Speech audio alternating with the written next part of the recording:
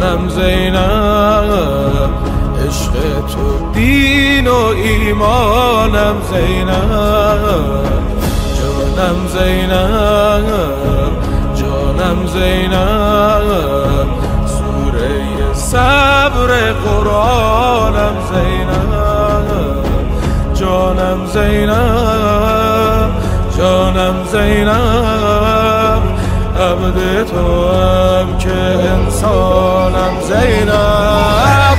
قلندرانه و مستانه بار میخوانم، به اذن حیدر رکن سوار میخوانم.